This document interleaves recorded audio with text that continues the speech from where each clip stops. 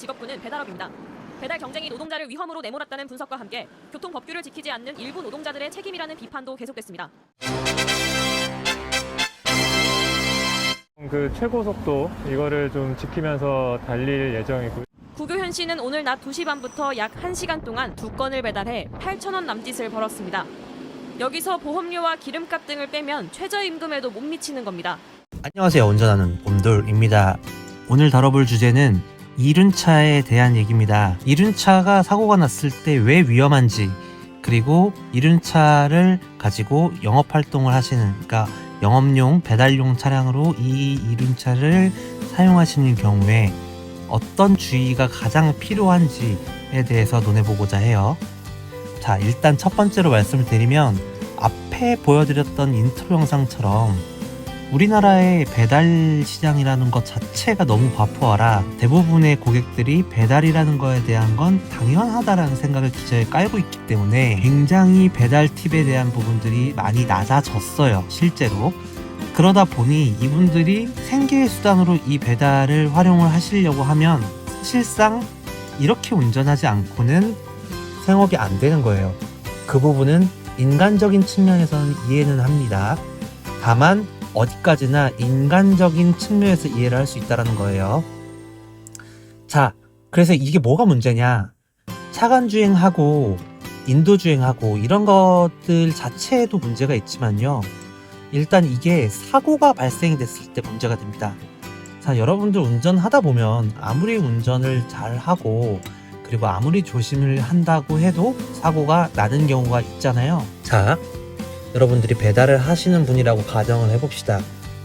배달을 하던 도중에 사고가 났어요. 과실이 내가 최소한 10% 이상 나오는 사고를 야기를 했다라고 했을 때 문제가 뭐냐면 국산 차량들 수리 비용이 대부분 책임보험 한도인 2천만 원을 넘어가는 경우는 많지 않거든요. 근데 상대방이 다쳤다라고 해서 병원을 가겠다고 합니다. 이렇게 되면 여러분들은 법률적인 처벌을 받습니다. 이게 가장 큰 포인트예요. 기본적으로 우리가 항상 종합보험 얘기를 하지만 이게 왜 종합보험이 가입되어야 되는지에 대한 얘기를 해보면 기본적인 이 논리가 있어야 됩니다. 누구든지 타인의 신체에 상해를 가하거나 사망에 이르게 한 자는 형법 제268조에 의해서 업무상 과실, 중과실, 치사상이라는 죄에 해당이 됩니다. 그래서 처벌을 받게 되는 거예요. 그거는 당연히 자동차를 운전하던 중도 마찬가지입니다. 자, 이런 경미한 사고들 전부 다 형사처벌하겠다라고 하면 대한민국 경찰서, 검찰, 법원 난리 나겠죠. 그리고 대부분의 사람들이 범법자가 될 겁니다. 그래서 나온 게 교통사고 처리 특례법입니다. 자, 교통사고 처리 특례법이라는 게 뭐냐면요, 여러분들이 이제 소위 얘기하는 12대 중과실, 그러니까 피해자의 피해 정도가 중상해에 해당되지 않는 경우, 여기서 얘기하는 중상해는 딱 결정되어진 규정된 기준은 없지만 통상적으로 법원에서는 후유장애를 남길 정도의 상해라고 얘기를 하고 있습니다. 어쨌든 이 중상해나 중과실, 12대 중과실이 아닌 경우에는 종합보험이 가입되어 있거나 종합공제가 가입되어 있는 경우에 죄를 벌하지 아니한다라고 나와 있어요. 선생은 앞으로 아이를 가질 수가 없습니다. 다시 말해서 성관계를 할 수가 없다는 것이요. 쉽게 얘기하면 경미한 접촉사고로 이제 누군가한테 피해를 줬다. 그 누군가가 병원을 가서 치료를 받고 진단을 받고 뭐 검사를 하고 하는 비용이 발생이 됐다. 이러면 종합보험 가입돼 있으면은 그냥 보험 처리하고 끝내가 되는 거예요. 그런데 문제는 여기서 종합보험에 가입돼 있지 않은 차량은 그럼 어떻게 되느냐? 이 교통사고 처리 특례법에 대해서 특례를 받을 수가 없어요.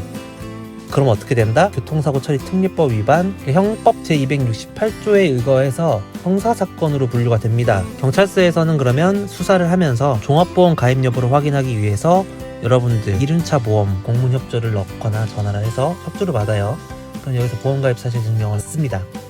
근데 여기에 예를 들어서 대인배상에 대인배상 2가 미가입이 되어 있다, 그러니까 즉 책임보험까지만 가입이 되어 있다 라고 하면 여러분들은 범죄자가 되는 거예요. 벌금형이 선고되는 경우가 대부분이기는 합니다. 그러나 벌금이라는 거는 형사처벌이거든요. 전과 기록이라고 생각하시면 돼요. 우리가 과속해서 범칙금 과태료 딱 지내는 거랑 다릅니다.